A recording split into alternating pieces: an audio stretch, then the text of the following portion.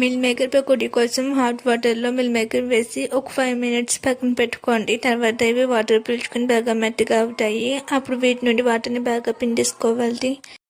పిండేసుకున్న తర్వాత ఇందులో తగిన సాల్ట్, కారం, మసాలా పౌడర్, వరిపిండి, శనగపిండి, కార్న్ ఫ్లోర్ వేసి బాగా కలుపుకోవాలి.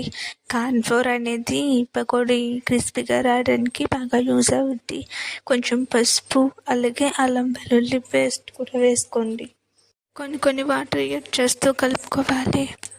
ఇప్పుడు స్టవ్ వెలిగించి మరుగుతున్న నూనెలో పట్ట పకోడీ వేసేసుకోండి.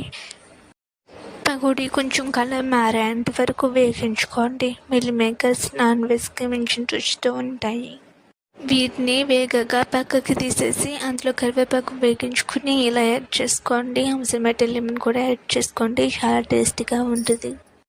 అంతే, మిల్ మేకర్ పకోడీ రెడీ.